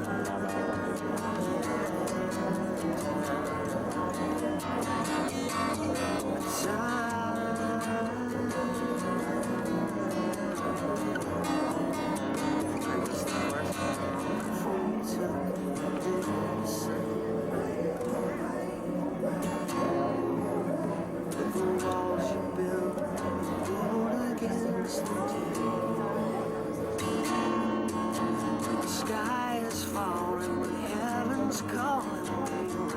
Past the future star, you find your grip and hold against the place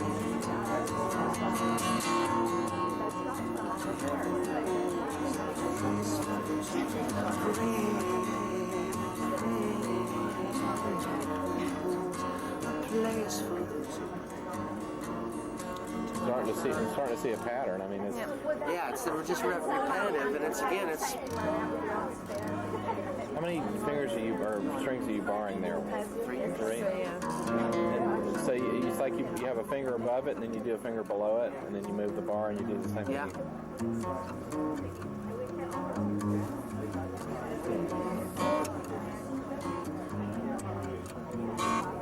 How does it start? Something about light on the street. It's in the wrong key because the. What key is it in? It's 4 steps down from this, so it's like E. 4 steps down from G? But it's in an open G tuning. A sharp, B. D sharp. Yeah. Down or up? This F, A, G sharp. Yeah, this. G, F sharp, F, E. Yeah, D sharp, D sharp. See, I still have a piano in my head when I try to count that. That's not helping. Still works. And then the version I'm doing. This is how I do now, but Bill hates this version. I don't hate it. I just prefer the other one. Which one? The one that recorded, or the one that we heard? The one that's recorded. My wife was coming up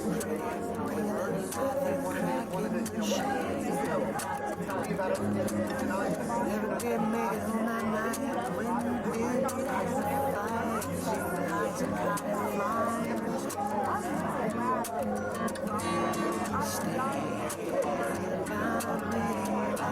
what do you see? It's the family stand by me. Here I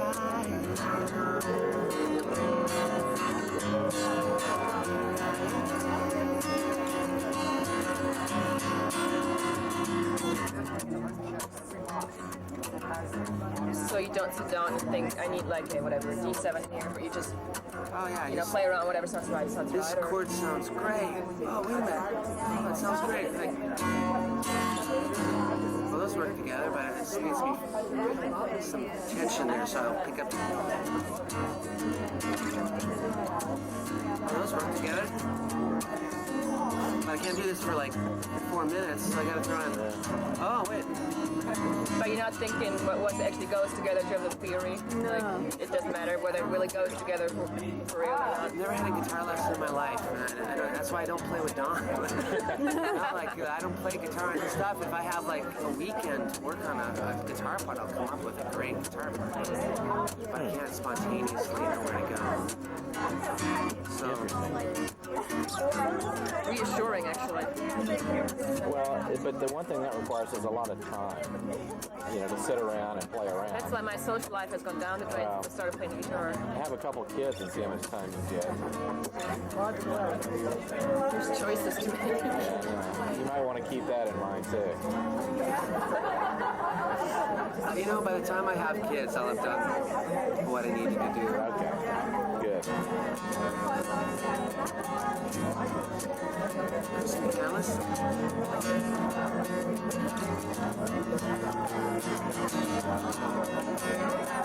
The dynamic is so different on this guitar compared to that.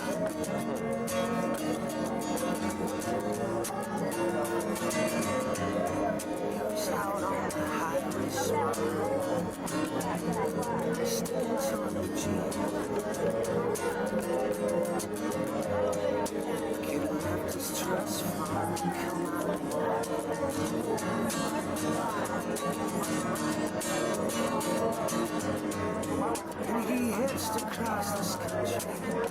fresh out of college with a kid from the track.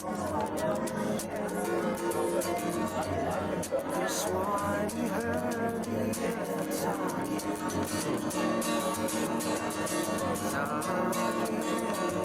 Sometimes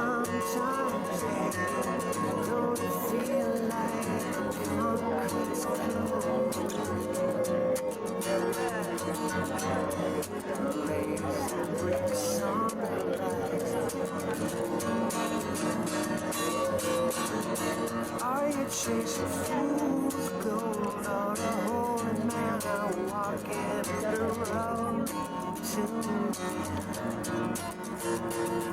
I used to ride with Clarissa McKinley's stepping wild.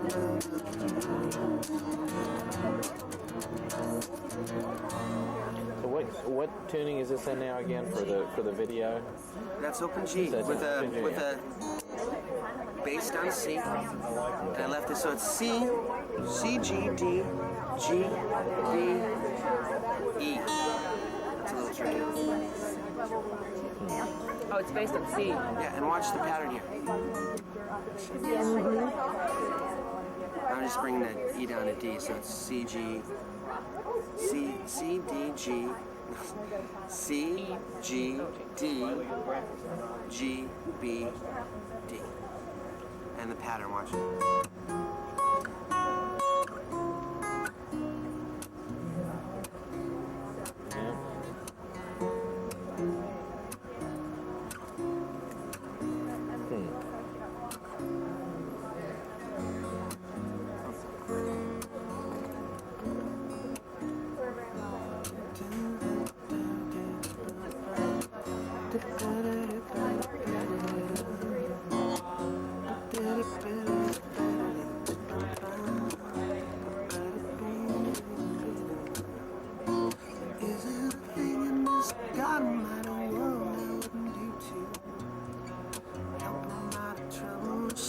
How we're friends and that goes deeper than skin will go, deeper than color will show, to a translucent soul.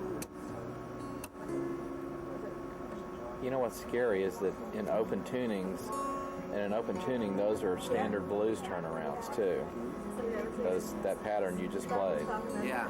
Doing the E7th and bringing your fingers together at 5 and 7 and 12. Yeah. Is used in a lot of blues songs.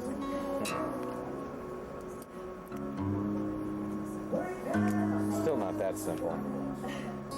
It is if you've memorized. He makes it look pretty simple. If you memorize the pattern, you can play "Here She Is," all things being the same. Maria's Beautiful Mess. Words. Words is. That's in C sharp, isn't it? This is in open G. No, it's open D. Open C sharp.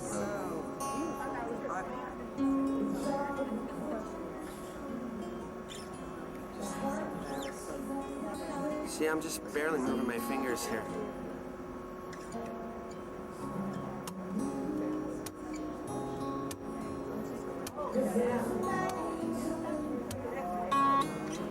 You can hear a lot of this in my music as I work with octave strings.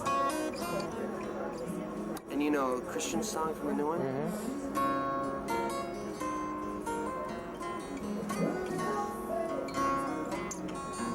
That's just completely out of the pattern. Yeah.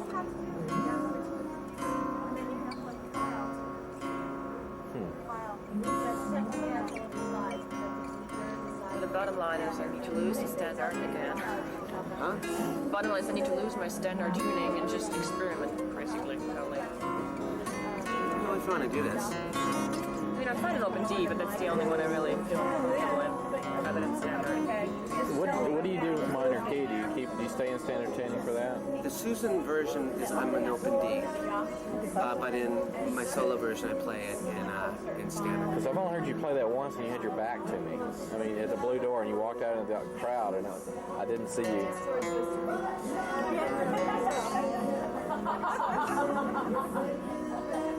We'll need a copy of that for work.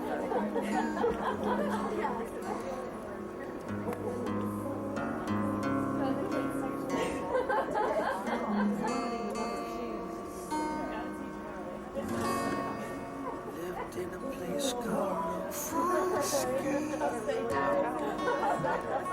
Had a little girl in a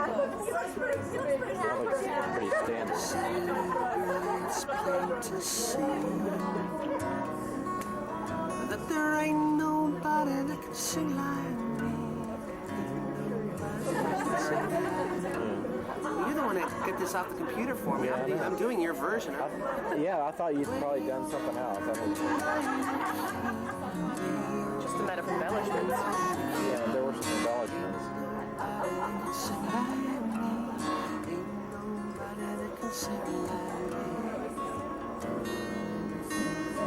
Took her down Buckeye Creek. See the frog eat the gutter. To hear the west winds tweet. And there ain't nobody that can sing like me.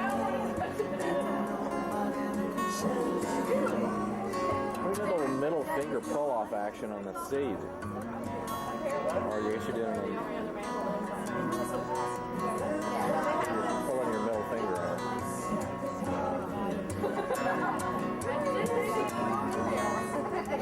I wonder what that is, if that's a chord. C9. It's 9. It's a D then. You can get that little hammer on too.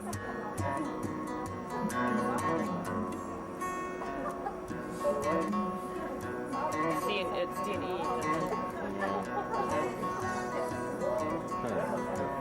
Play around like games. That's a nice little embellishment. That was early.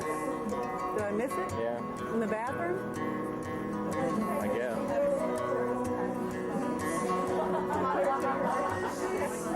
You're cheating. Can make you.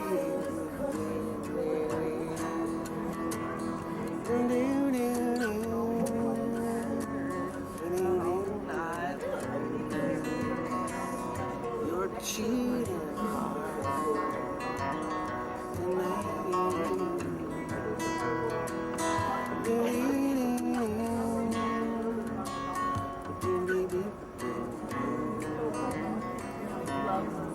That's the great thing about when you're playing in standard chords, because those kind of frills are in so many folk songs and country songs, but you can't do them in open tunings that easily.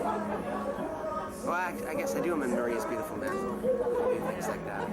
But you've had time to sit down and figure out exactly how it works, I guess, how the frill works. Or how Yeah, and now I'm like pull off. fluent in Ellis Paul, on the guitar. Like I have all these, I have enough of a vocabulary, musical vocabulary. Do it without thinking. Yeah. Yeah, that's good. Yeah, and patterns. Like I jump up and down the patterns, but it's still that introductory pattern that I was like, when I was 30 years old, learning. I didn't start to college, right? Yeah. Guitar. See, that's amazing. It's a little bit of late start, but a lot of man hours in. Yeah. In that time.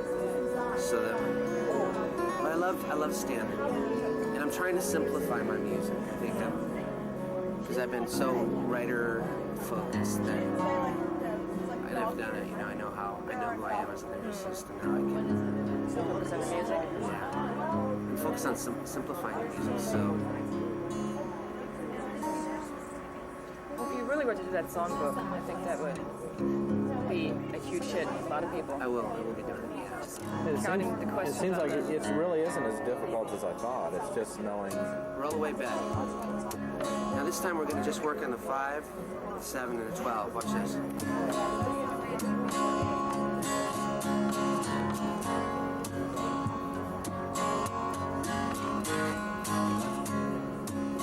It's just this one little thing here.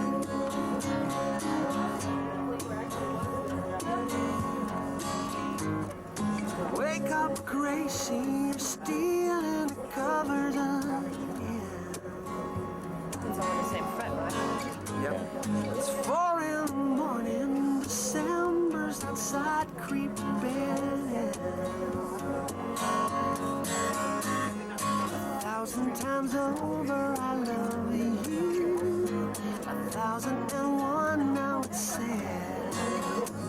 But if I'm gonna sleep, I've got to find you very own roadway. That's the sort of Beatles.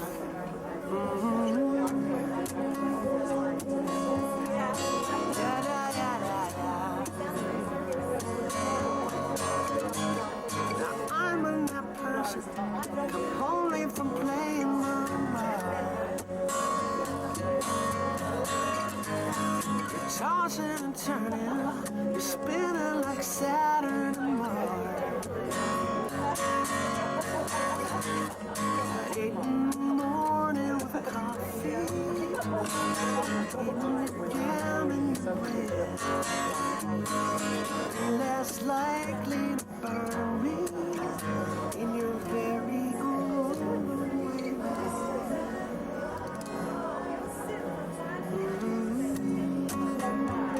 It's so simple, you know. Which is that, G or D? Okay. That's D. Okay. Oh, it's C sharp. I mean, it's Okay. D, but half a step down.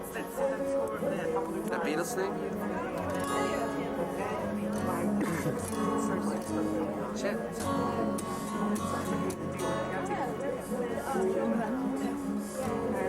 And then you get the major thing going, and then if you want to minor it.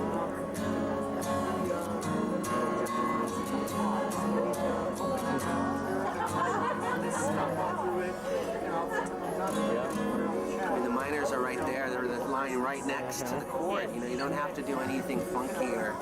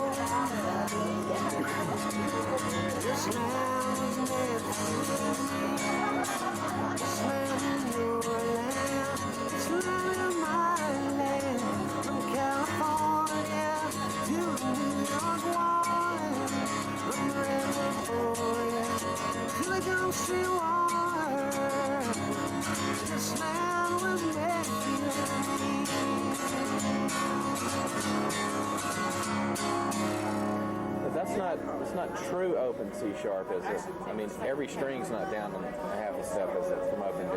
Yeah. Every string? Yeah. C sharp, G sharp, C sharp, F. Whatever it is. The rest. Have you seen the tabs that are floating around to trolley car on the internet? No. I was just wondering whether they're accurate or not. Well, it's not open D. Well, it's another one. G instead of F sharp, but else it's, like open D. And it's mainly hello English. Basically 5, 7, 12, and then E roots for the chorus and B for the bridge step. Yeah, that's about right. I think, but I don't know. I don't know the notes I'm playing. Oh, okay. You know, so it's hard for me to say. I know that Well, chorus would be a lot of second fret action. Yeah. That helps. That's closer to what. That's my language. Now you're talking. At 9th fret for the bridge. Yeah. Okay. Yeah. You know. Are those tabs in standard tuning that you sing? Or? No, that's not completely open D. It's just G instead of F sharp. Then Ghost is in standard tuning. That's one for Ghost. This one for Angel Manhattan and Trolley Car. You got it. If you don't learn how to play this, this is such a fun song to play. And the same thing with Mrs. Jones. It's just such a great song to. It's great. It's like working with clay, because if you're doing everything that I'm doing, because you're bending strings with both hands, and you're playing the drum here, and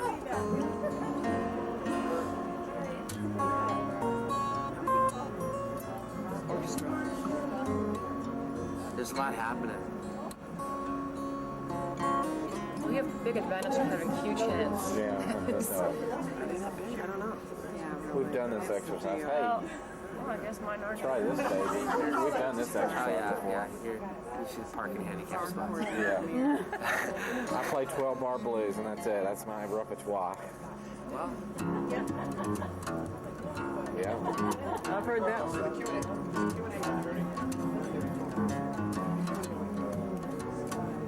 That makes me want to move. Shoulder dancing. That's not going on the new CD, right? it might. I mean, that would get my vote. I don't know how that would translate to the studio. It's really good live. Yeah. It's like Steamroller with the James Taylor thing.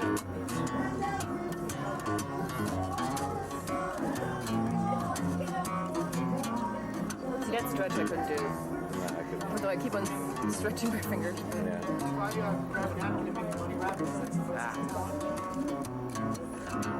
And my pinky isn't independent enough yet. It's not. That looks like it's fun to play. It's all octave strings, you know? That's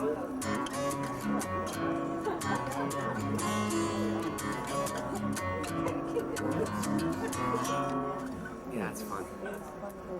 I wish I could just hand me my hands, because it's it's fun to play. It's fun to play the songs, you know. It's fun to play any songs. Yeah, it just takes time. You know, it takes. Well, some songs just seem to come like that. Because figuring out Speed of 3 just like dropped into my head, but then others I try to figure out for ages and I cannot get them. Period. It's really odd. Maybe just if you really like a song, then it. How long have you been playing? Just 2 years. Just, yeah, just, Same amount of time as you have. yeah. About. Less than 2 years. Well, you know, I don't know. Maybe play. Who's it? I'll never forget one of my songs. Deliver Me.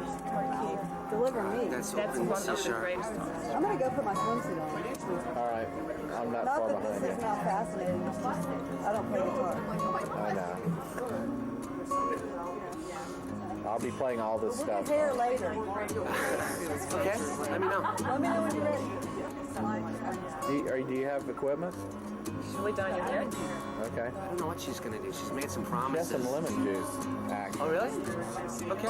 Just don't cut it really short, please. Okay. Can we do that for your talent? Okay. There's no sync in here, though. Okay. So, I can't remember how to play it. That's too bad. Relearn it. There it is. There it was.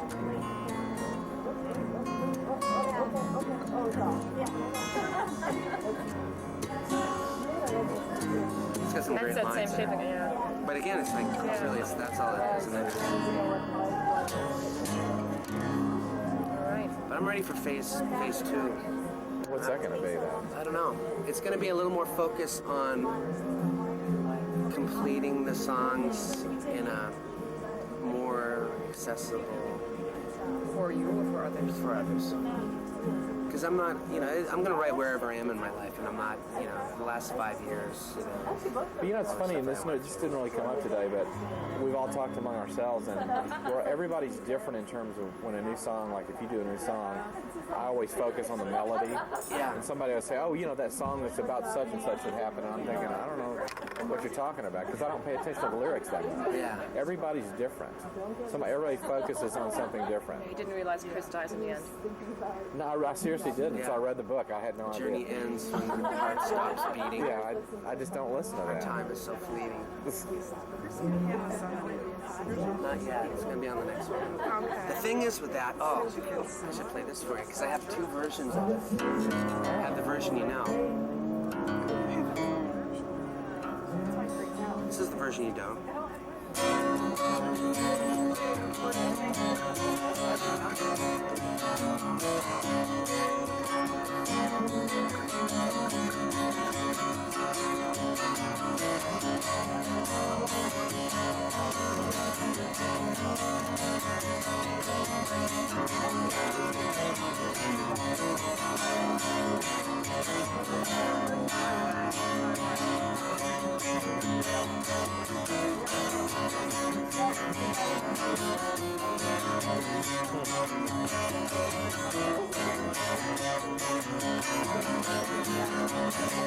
Saw your face inside a magazine.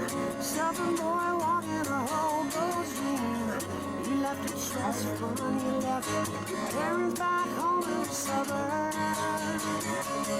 You lifted a thumb up to the old highway, carved your name across the USA. Picking up odd jobs, chasing the sun, out running, looking for God into the wild. It goes on and on and on. Was that first or last? I think it was first, actually. That's good. That's really good. Yeah. I like that. I've also got another song. That sounds familiar. Yeah. So yeah. That's well, it's also like the blues song, but it was also that song, Rainy Season. Yeah, Rainy Season. That's it. Which I've abandoned. You've abandoned it? Yeah. It's one of my I have a favorites. recording of that somewhere, don't I? If you play, Oh, on play the Kennedy Center thing, right? at the Iota, we've got an Iota CD where you play. You play everything at the Iota for some reason. I don't know why that is. Because it's an experimental kind of place. It's a place where like They're all jerks there. that's they're why rude. They're yeah, that's why I just do whatever. Yeah, I don't worry about the show. We've got beautiful versions of Paris in a Day, Washington D.C., Yeah, that's good. Bryant Street. All of them are from the Iota, and it's like this is anyway. That's neither here nor there. And people won't sing on Paris in a Day. It's really you have to tell them to sing. Well, you It's should an have been outrage. Yeah, I bet that was. I knew you were going to play that. I wonder. You never told me how that went. I mean, that song. Paris a Day in Paris? Well, I hope that helped. Yeah, it did. Thank Thank you you. very much. Thank